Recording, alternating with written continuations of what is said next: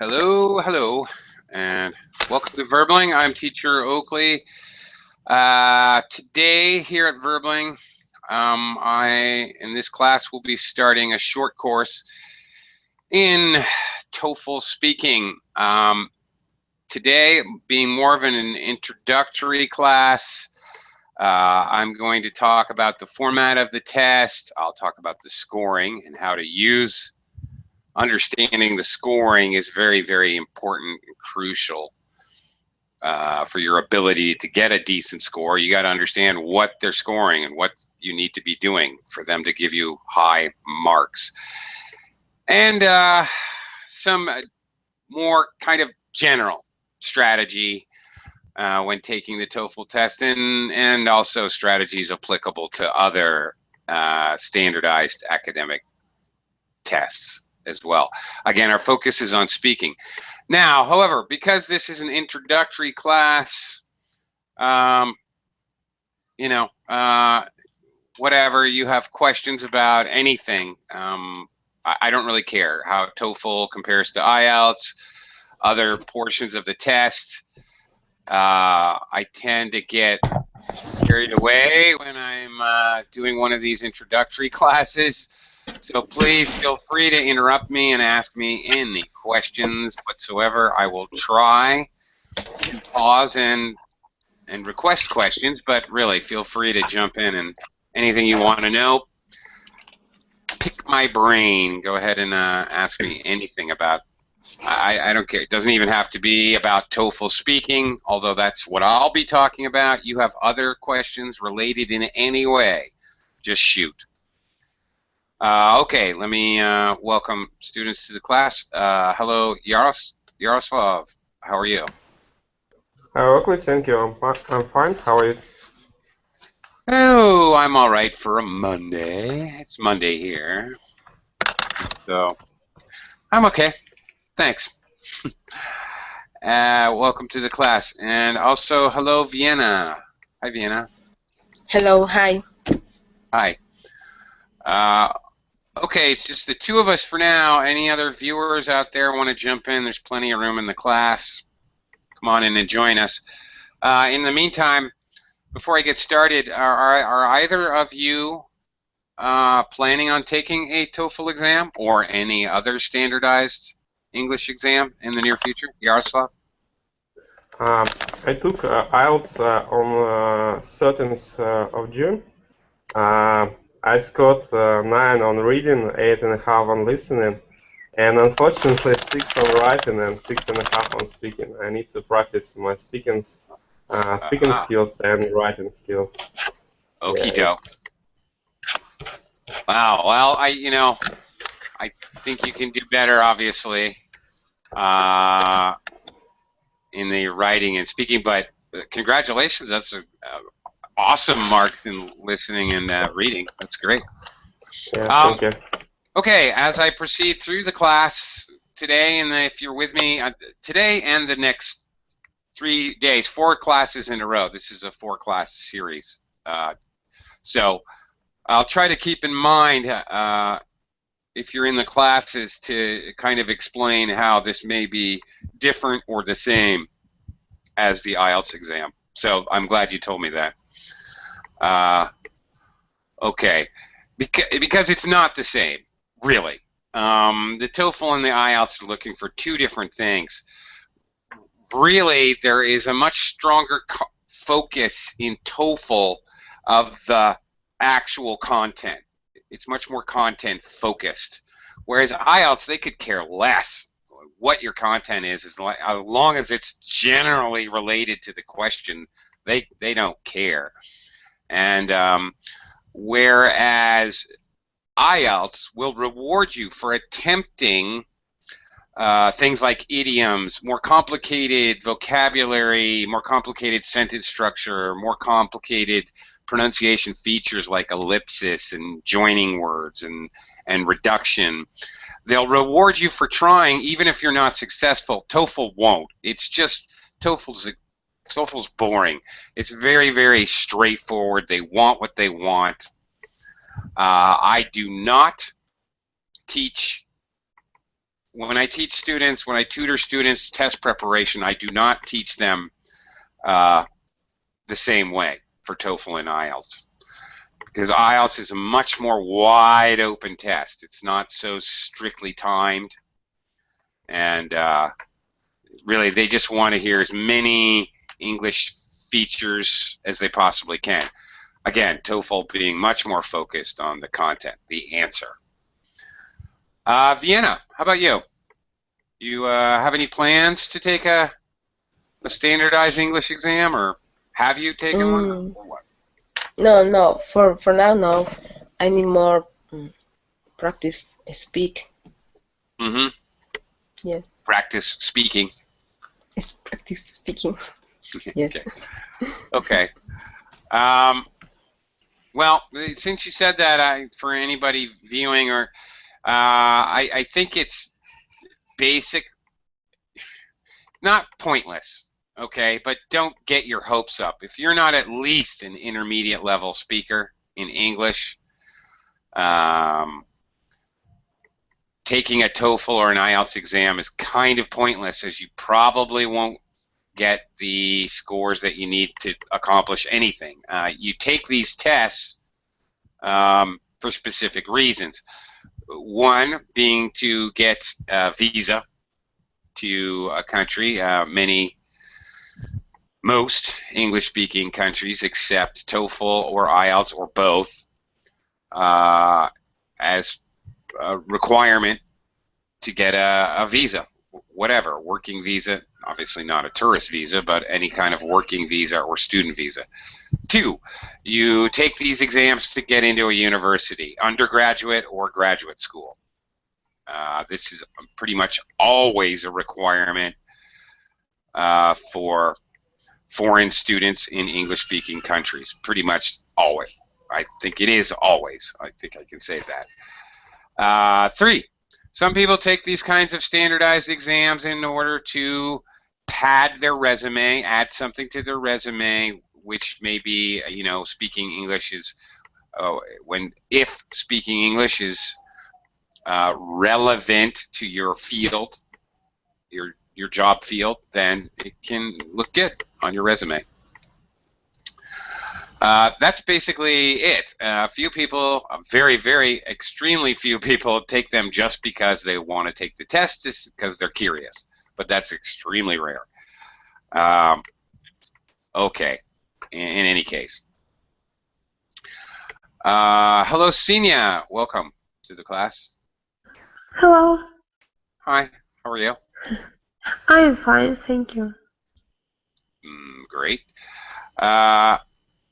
Okay, we're focusing on the TOEFL speaking test today. I'm going to kind of introduce it.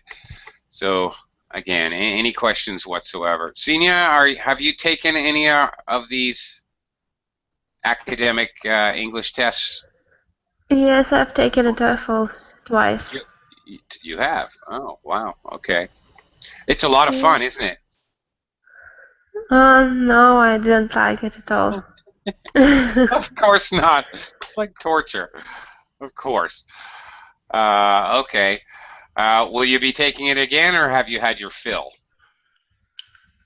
I don't think so, because I did it before my university.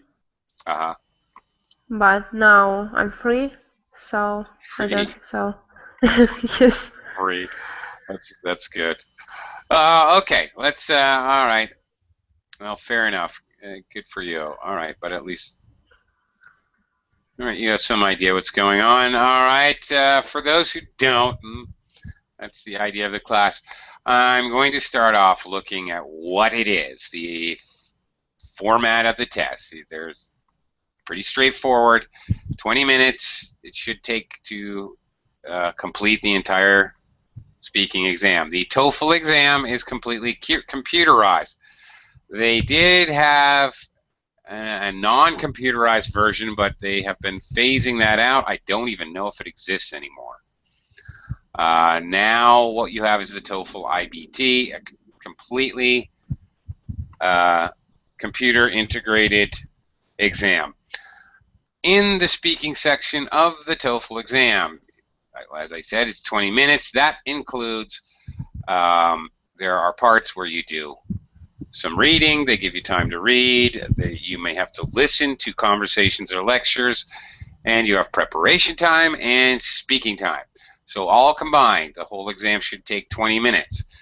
You will be seated in front of a computer. You will have a headphones with microphone, and everything is recorded, and then it's scored later. The recording is scored. So the entire exam consists of 6 questions only. That's it. The first 2 questions, and by the way, the next 3 classes will look at the 2 by 2 by 2. Questions 1 and 2, questions 3 and 4, questions 5 and 6. Questions 1 and 2 are the independent tasks, what they like to call them. Basically, question 1, you talk about personal preference, what's your favorite whatever. And then question 2 is a preference question. Well, you choose an option, which thing. So a little opinion and a little preference, which thing you would choose, or which, well, yeah, you have to make a choice. In any case, there are no wrong or right answers. They just want to hear you form your answer properly. So, first 2 questions are both 15 seconds of preparation time, obviously not a lot of time, and 45 seconds of speaking time. Questions 3 and 4 are what they call integrated tasks. You read, they give you 45 seconds to read, plenty of time. Then you're going to listen to, in question 3, it will be a conversation. In question 4, it will be a lecture. And then you have 30 seconds to prepare and 60 seconds to speak. Again, okay, question 3, basically you're just doing reported speech. You're just saying what they said, and that's it. And question 4, also pretty much the same thing. How does you're reporting on how the conversation or the lecture relates to the reading. Perhaps it will agree, or perhaps it will contradict. Okay, which brings us to questions 5 and 6. These are also integrated, no reading, just listening, and then answer. In question 5, you hear conversation. You have to both report the conversation, then make a choice, give your opinion, and support your opinion. Support whichever choice you pick. There will be a problem, there will be 2 solutions. You choose one and support why. And question 6 is a little bit more complicated. You have to basically kind of, it's reported information. It's a more complicated lecture probably, where there may be several points, and you have to show, basically relate the points the lecturer makes to the controlling idea. All right, again, we're going to look at those things a lot more in depth. All right, I forgot to mention questions 3 and 4. Yeah, I did. There's 30 seconds prep time and 60 seconds. Questions 5 and 6, only 20 seconds preparation time, and then and then 1 minute to speak. So there you go. Actual speaking time during this 20 minutes is 5.5 minutes only of actual speaking time. So related, when you consider the IELTS exam minus 1 minute preparation time for question 2 in IELTS, the exam lasts approximately 13 minutes. In IELTS, you're speaking twice as much. You're speaking 12 minutes of actual, 10 to 12 minutes actual speaking time. But you have to be super organized. Okay, let's talk about how the exam is scored. Okay, it is scored on your with what is called the raw score, R-A-W, raw score. A scale is from 0 to 4. It's pretty much impossible to get a 0 unless you sit there and don't say anything, or you sit there and go ungi bungi hangi bingi bingi bonga ba. Otherwise, it's virtually impossible to get a 0.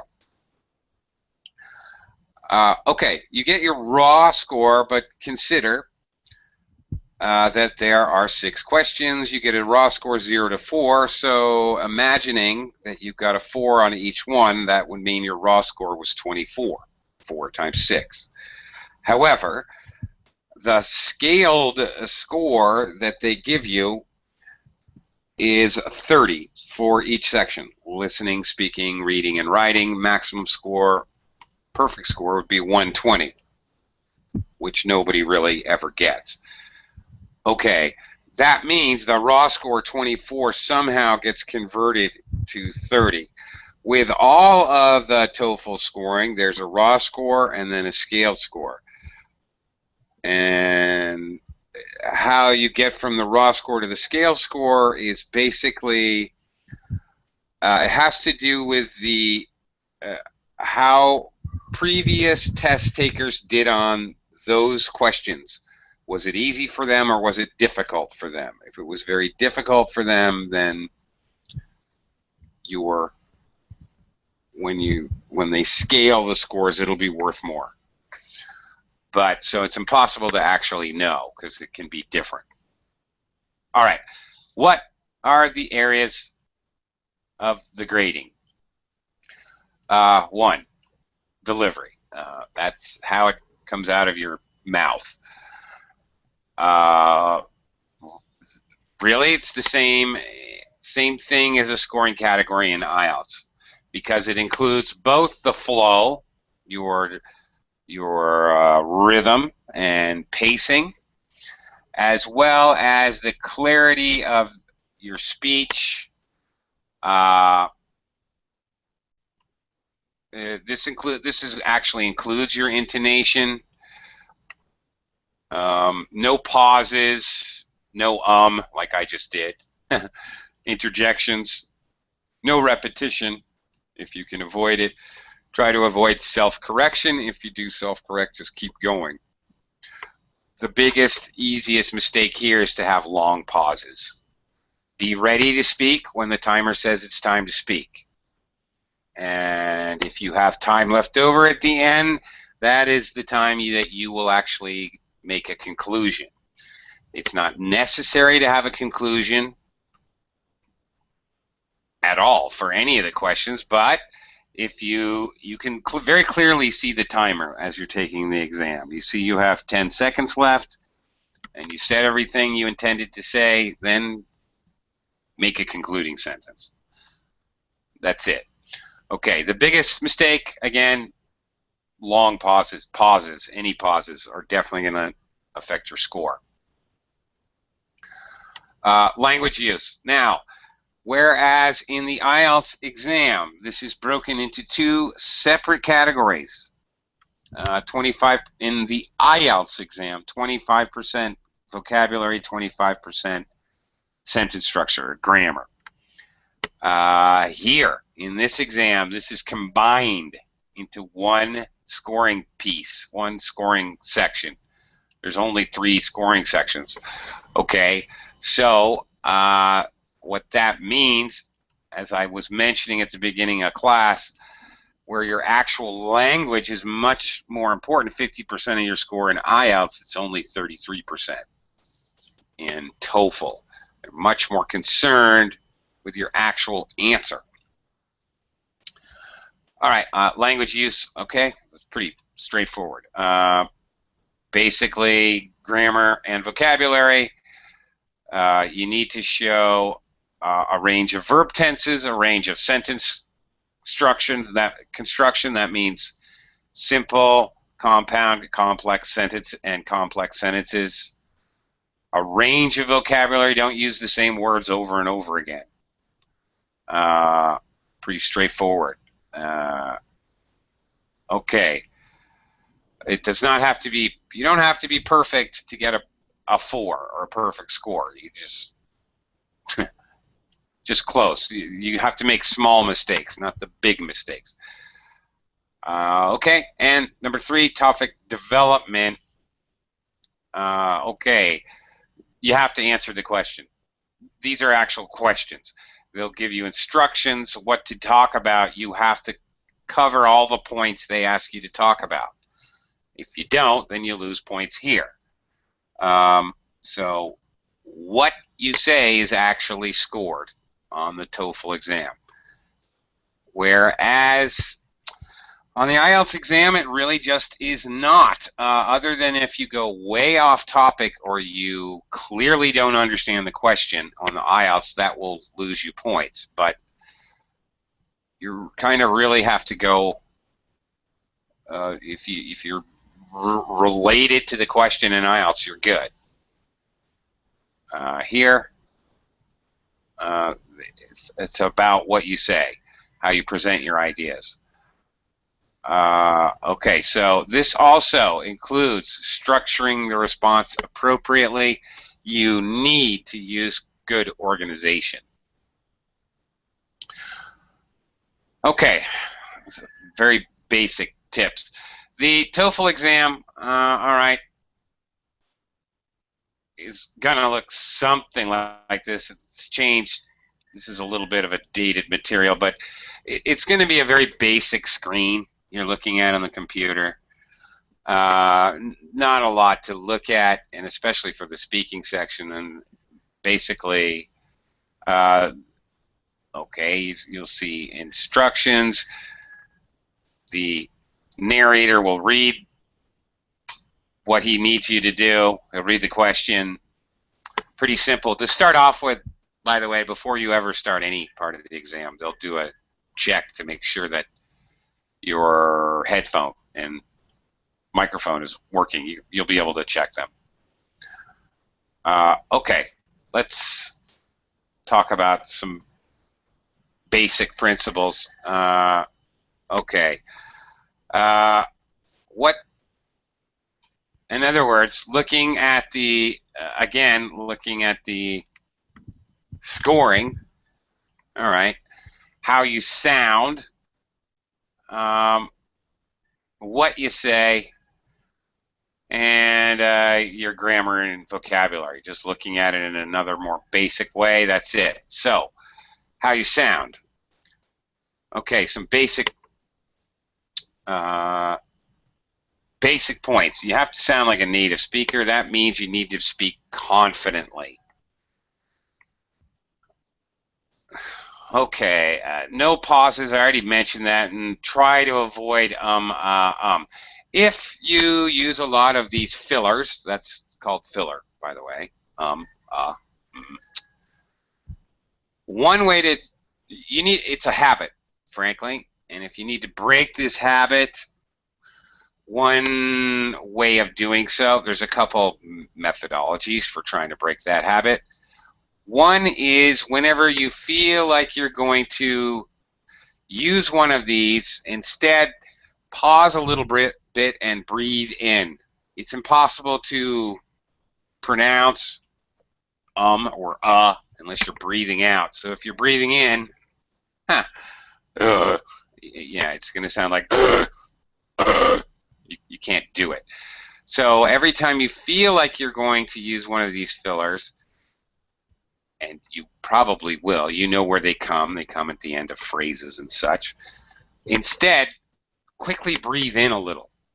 It will actually help you to eliminate them. Another way to get rid of this, and this is not good for speaking anyway, this habit, it's just a bad habit. Another way to get rid of it is to work with somebody else and have them do something every time you say or ah. You will be surprised how often you use these fillers. Whatever, ring a bell, press a buzzer, something that scares you, because it's simply a habit. Like Pavlov's dogs, you have to get rid of this automatic habit. Okay, second thing, yeah, well, there I just that very important, you cannot use a mechanical robot voice. Please do feel free to use intonation, use highlighting in your pitch, use pitch change. Understand that English language is dependent on pitch changes. If you just talk like this through the whole exam, then you're going to be in trouble. You've got to use some pitch change, and it's going to help you if you have a little bit of emotive intonation. I don't think that the woman should follow his second piece of advice. Whatever. You've got to sound human. If you are more comfortable waving your hands around and gesturing and leaning forward and leaning back, don't worry. Nobody's video recording you. You can do whatever you want. Do whatever feels natural and good. So you're don't concern yourself like you may have to concern yourself if you're I don't know, in a job interview or something. You don't have to worry about it in the TOEFL exam because they are recording your voice but not what you're doing. Sit how you naturally feel, the most comfortable gesture if you have to.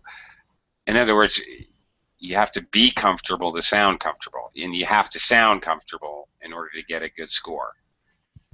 If you sound like you're about to break out into tears any second, you're not going to get a top score. All right.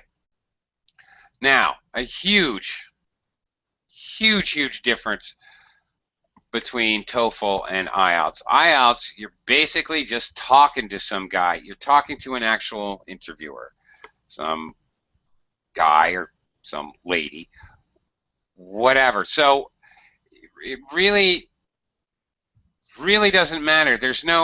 The interviewer may cut you off and go on to another question, but that's generally speaking a good thing. He's actually signaling that he's gotten the information he needs to be getting from you at this point relative to the question he's asked. So that's a good thing. He'll keep you flowing, so you don't have to worry about it. In the TOEFL exam, however, you've got to keep yourself flowing, and you got to fill up all the time. Really. One big difference between IELTS and TOEFL, I teach them totally differently. I would never do this in IELTS. For example, use speaking templates. IELTS, you're going to, if it's clear, if it's obvious that you have a templated response, they will kill you. They will subtract points.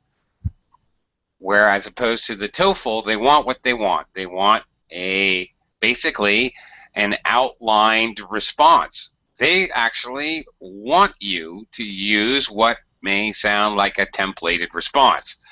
Now that, again, they don't want you to sound like a robot when you're doing it. However, on the other hand, they want what they want, and the questions are very, very direct. Questions 1 and 2 about your favorite favorite kind of music, or short description about something or someone. You can say pretty much whatever you want, but you can still kind of use a template. Okay.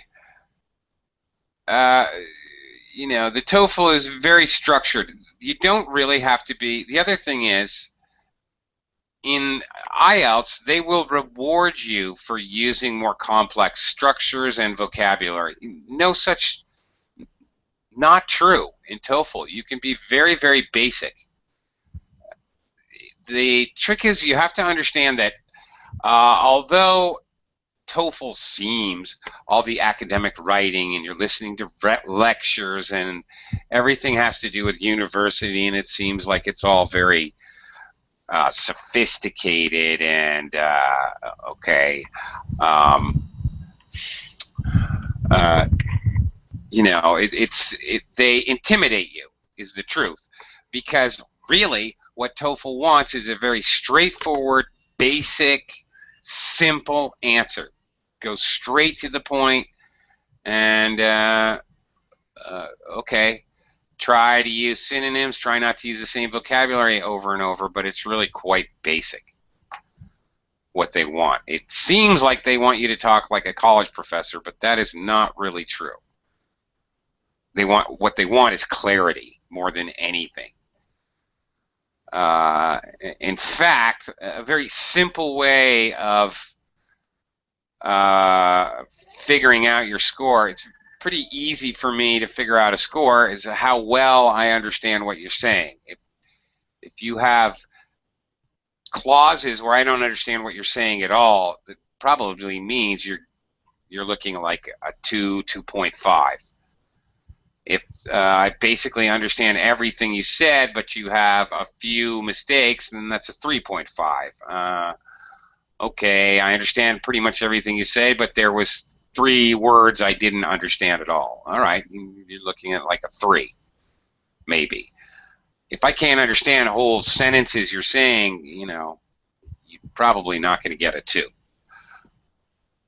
Okay, let's talk about what you say. All right. Are there any questions? You guys have any questions so far about any of this material? No. All right. I'll just continue. All right. I'm getting through it fast, so maybe we'll try some practice questions at the end here. Okay, what you say. This is ridiculously important. You have to use transition words. This is true for every speaking exam ever. It's true for a number of reasons. First of all, it shows good organization. When you introduce a point and say, first of all, additionally, okay, finally, all right, these are called transitions. They're called a lot of things. Signal words or signal phrases, transitions. Transitions include connectors like because, therefore, although, on the other hand. Discourse markers. It really doesn't matter what you want to call them. Basically, they do the same thing. They organize your speech. Now, look, they do a lot more than that. They have side benefits. I would say this is the most important thing to getting a decent score on any speaking test. You need to develop, learn by heart, and use naturally several different transitions, as many as you can do, as you can learn, because not only is the obvious benefit to clear up or clean up your organization, but secondly, by using these, obviously the wider range you have, the wider that means you have a wider range of vocabulary, so your vocabulary score goes up. Another benefit is when we use these, if you think about it, first of all, the first important point is blah blah blah blah. Another point is when we express these in English, we use highlighting and intonation. Intonation factors. We're doing things with intonation that maybe you wouldn't do. Third, we often use these transitions and signal phrases as subordinators to introduce subordinate clauses, which means that just by using these, you're automatically forced to create more complex sentence structures, which, again, is going to lift your score.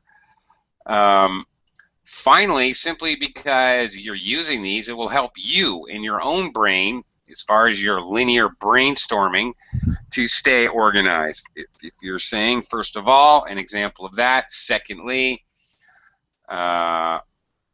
okay, and my final point, it helps you stay focused and organized so you don't get lost in your speech. So multiple benefits, and learning these is going to pay dividends big time on all, I don't care, every one of these exams. It will affect every area of the scoring, not just one, but everything. Okay, these are examples here. First, second, third, next, after, last. Okay, these are just some common ones. You can, okay, we use them for different purposes. Obviously, we have time sequencers to tell a story first, and then a little while later, in the meanwhile, in the meantime, the next day. Okay, fine, you're sequencing time. Probably not going to have to do that in the TOEFL exam. In the IELTS, most certainly, you most likely are going to have to do that if you tell a little story in the Part 2 question, for example. You really don't have an opportunity to do a lot of time sequencing in the TOEFL exam. However, you definitely will be introducing ideas, so words like because, thus, additionally, therefore, yeah. And the other ones, first of all. Secondly, you'd be giving contrasting ideas. On the other hand, although, however, to introduce those. You'll be definitely should be introducing examples. For example, in as much as, for instance, illustrates, okay. And by the way, these are simple, very simple one-word transitions. Okay, bye, Senia. Especially, Yaroslav, for IELTS. IELTS is in love with transitions, and even more so than TOEFL, using the slight difference when using transitions, TOEFL and IELTS. In IELTS, they would love you to use redundancy and use long transitions. They love them.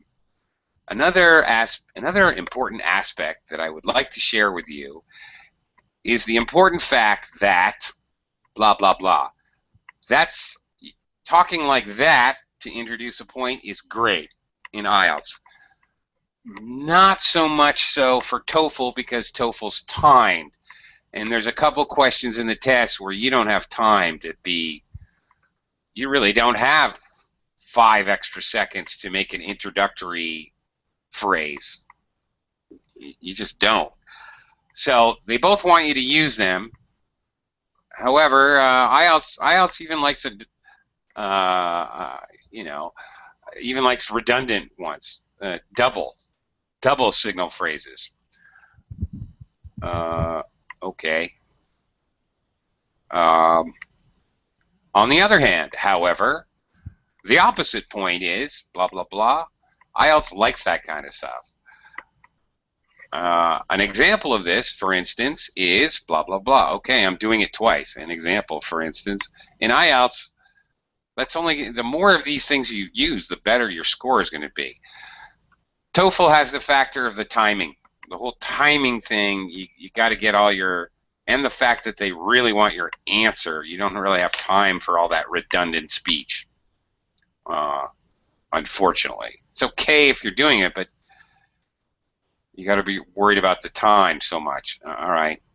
Contradiction. Okay. Contrast. However, despite the fact. Yet. Although. All right. But. Okay. All right. For example, let's try using some very simple ones. Yaroslav, can you read sentence number 1 and put in the blank a transition that fits? Jane would like to go home during the holiday break. However, she doesn't have enough money. Well, that's pretty simple and straightforward. Okay. However, but Vienna, can you try number 2? Wait.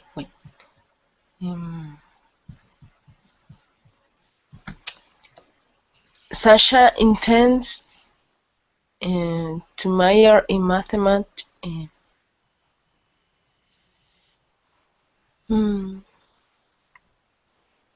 Transition is the word. Words like this. However, on the other hand, in contrast to, or because, therefore, additionally. Okay. Those are called transitions. Wait. Transition.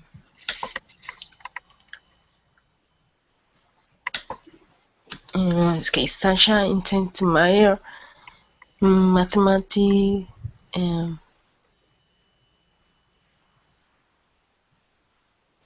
However, it is her favorite subject. Well, I don't know about whatever. However. However, it is her favorite subject. However, Yes. I don't think so, because these are related. I would pick Sasha intends to major in mathematics because it is her favorite subject. I'm okay. Okay. Now, Yaroslav, you were thinking also, but it can't be also, and here's why. Because also it is her favorite subject. Oh, maybe it could. I was thinking there's no comma here. It could be also. It could be an additional piece of information, or it could be cause and effect. Because it's her favorite subject, she's going to major in it. Vienna, also, J, major. Major. It's a quick sound. It's not major. Okay. That's it. Major. Subject. Okay. Subject. Yes. Subject. That's it. J is a fast sound. Jump for joy. Not jump for joy.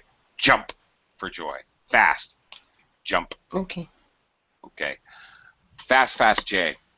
When you try to drag that J sound, what you're doing is you're creating another sound. You're creating the sound in television.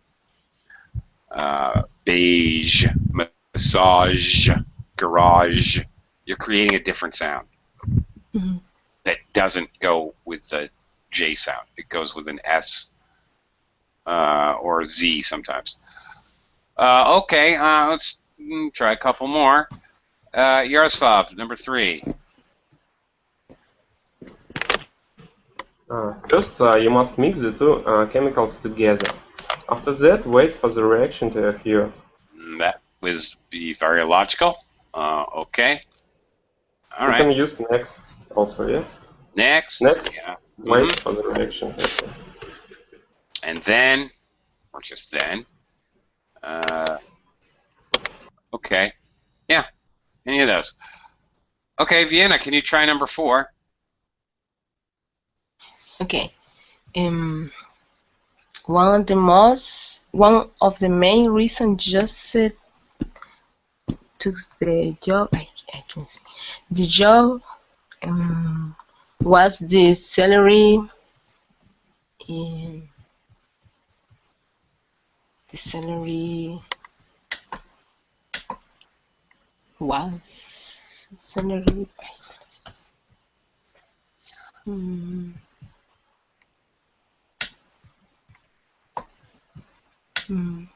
Well, wait. One of the main reasons Joseph took the job was the salary. No, I don't know. Okay. You have to consider what is the function. What are we doing? What are these two pieces of information? Okay, she took the job because of the salary. It's a decision. And the location. And. Yes. And the location was a factor. So, like, for example, on these exams, what you've got to do, different questions, as you proceed through the test, one time you say And the next time you say additionally. And the next time you say moreover. And the next time you say another important factor was the location.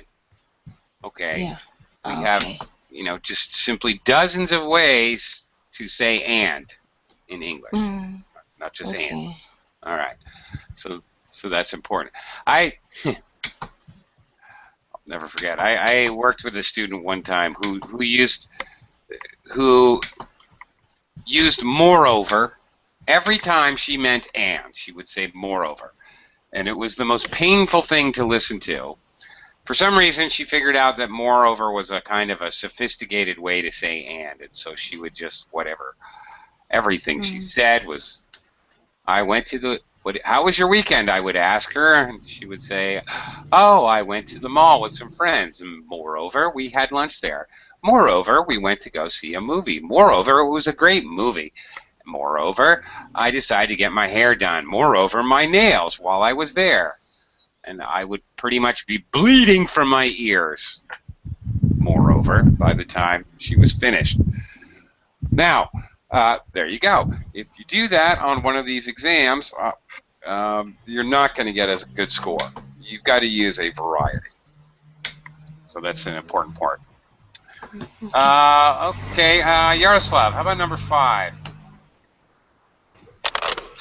Despite Ming had never met Anna before, they acted like old friends. Okay. Maybe we could use although here, or just. Yeah, okay, that's right. Although. Sometimes we change despite. We say despite the fact. It's common. Or despite that would be common here. Okay. Vienna, you can try number 6. Okay.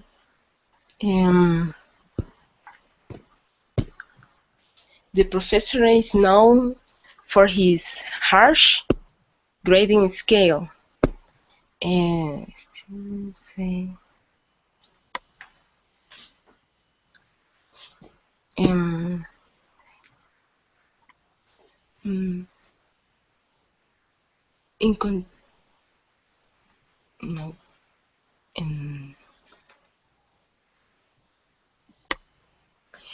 wait. Yeah. Okay. Arthur. Students say. Okay. Harsh is very, very negative. Strong Okay. negative. Harsh. And then here we have, obviously, very positive. The best. So we're connecting very negative with a very positive idea. Okay. Wait. But the students say that he's one of the best teachers. Yeah, well, that is the idea. Yes, but okay, very good. You're on course. Okay, okay, that will do it. But we could say, however, we could say, on the other hand. Okay. Yep. However would be common here, right? Okay. Well, that's the idea. All right. Sure, why not? Yaroslav, you want to try another one? Might as well do all this set here, as these are really important. Yeah, okay. The class requires students to write a 20-page research paper. Also, the students have to complete a group project. No, I don't think also. We mean also. Yeah, that's better. I think we're just adding another requirement. Also, moreover, additionally, as well, the students have to complete a group project. Okay. Vienna, how about 8? Okay, wait. Marco had believed that he wanted to go to business school, but now he plans to attend law school. Okay. Marco Hall.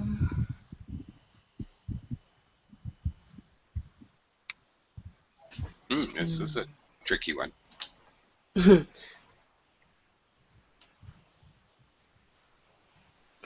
Misconnection is contradiction. Marco had no. He wanted. Okay, I give you a clue. Transitions can also show time. So although this is a contrast with but, it definitely is, but what they're looking for is contrasting the blank with now.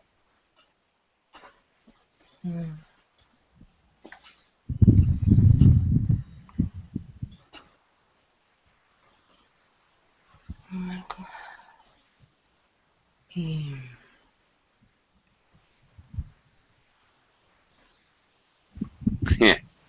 No, well, I don't know.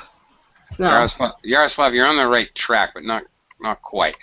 We need to say that before in time. So we could say Marco had previously believed that he wanted to go to business school, but now he plans to attend law school. Marco had once believed that he wanted to go to business school, but now he plans on something else. We could say Marco had at one time believed. Also says the same thing. It shows a contrast in time, past and present. So that's another area of transitions. Okay, using adverbs or other things to organize speech to just show when things are happening. Okay, let's do the last couple here. Yaroslav, number 9. It is very difficult to do well in this class without doing the required reading. In addition, I recommend keeping up with assignments.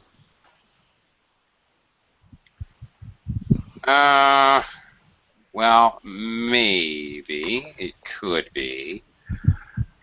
I think what we have to understand that required reading are the assignments. Or rather, the other way around. The assignments are required reading. Assignments, homework, required reading. They're all the same thing.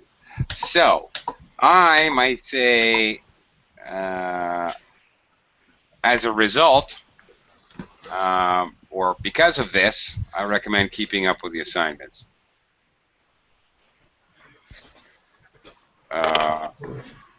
Okay, or consequently would be even better. Consequently, okay, I recommend keeping up.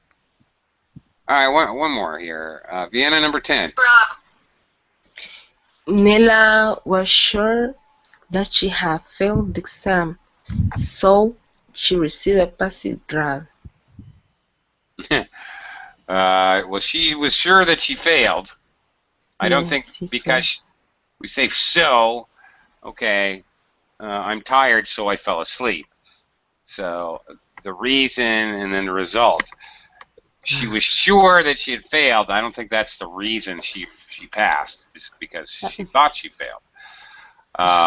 Okay, was sure that she had failed the exam.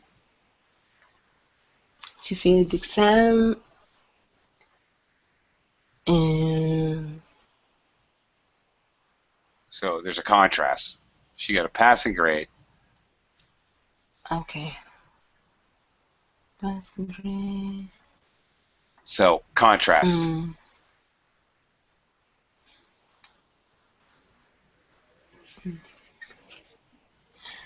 No, I don't know. Again, contrast, but she thought she failed, but she passed. That's it. Okay. She thought she had failed, but she passed. So again, but, however. It's so difficult. Maybe although. Yeah. Okay, now, you know what? Doing all this not only learning transitions for the speaking, but it is equally important to learn the same exact things for every other part of the test. You need to use them in writing to organize your paragraphs into a clear organization. Also, you're going in listening. They will, believe me, if you're very carefully look at transcripts of the listening passages that you listen to, you're going to be listening for these. If you can listen for these, if you can recognize them, they will introduce points that the questions will be about. Also, in reading, the same thing. You're scanning or looking for information in a text of reading, the same thing. They're always introduced in English. The fact is that we use these kinds of transitions constantly in English to organize our speech. And if you recognize them, it will make not just speaking clearer, it will make reading, everything. Reading, listening, writing, everything clearer. Yes, okay. Okay, because, all right, okay, here's the answers. Da-da-da-da. Okay. All right, they use yet. Yet she passed the exam. Okay. Could have used but. All right. All right, you also have to have good grammar and vocabulary. So last point, just very simple. Improving and varying sentence structure. Just a simple brainstorming way of doing this. We can all create simple sentences, most likely, if you're at least, this is just beginner level, advanced beginner. So Ichiro hit the ball. Okay, subject, verb, object. Well, simple. Those are simple sentences, and if you use all of these in the TOEFL or the IELTS exam, you're going to get a pretty basic low score. You've got to change it. Here's another way to say the same sentence. The ball was hit by Ichiro instead of Ichiro hit the ball. What is this, Yaroslav? What have I done differently? It is passive voice. It is. Ichiro put his horse on the ball. Yeah, okay. Yeah. All right, we're just using passive voice. This, Ichiro hit the ball. Well, that'll get you, that's worth a, in TOEFL, that's worth maybe a 1.5. Okay, but if you use in IELTS, this will get you a 4. Using a passive, that'll get you a 6. All right. Pretty much, I mean, I'm over-exaggerating here, the idea, but the idea is making it more complicated. You're just going to help yourself out. You're also going to be adding vocabulary. Here's another way to say it. After hitting the ball, Ichiro ran to first base. Okay, the idea on any of these speaking tests, Ichiro hit the ball, or after hitting the ball, Ichiro ran to first base, there are miles of difference. This last one is a top score. The first one is on the very low end. Okay, the ball was hit by Ichiro, that's somewhere in the middle. It's a simple passive structure, but at least it's a little more complicated. The more complicated sentence construction, the easier, the better your score. Now, an easy way to brainstorm that as you're speaking, not easy, but take some practice, but ask yourself why. Okay, Ichiro hit the ball. Why? All right, maybe it doesn't fit this exact example, but okay, Ichiro hit the ball. Okay, he hit the ball hard because he was concentrating. Oh, look. All right, by asking myself the question why, without really thinking about what I was saying, I pretty much forced myself to use a subordinate structure because whatever I said. Okay, because he was concentrating. Great. So ask yourself why, where, when you're, instead of just creating simple sentences, create sentences where you answer other questions in the same sentence. And as a result, without thinking too much about it, you're pretty much going to create just plain longer sentences. Generally, longer sentences are more complex, but not always. We can have very long sentences that are still simple sentences. And we can have short, complex sentences. Okay, but if you're answering two questions at once, if you're giving information and answering a question, I guarantee you're going to have a compound or a complex sentence. Okay, today I know it was a lot of abstract, just tips and general strategies. Tomorrow we'll actually practice questions, and the rest of this week, the next 3 classes. Now that I've gotten that out of my system, thank you very much. Thanks a lot, Yaroslav. Thank you, Vienna. Thank you. Bye. See you again. Thank you, Oakley. Bye-bye. Bye-bye.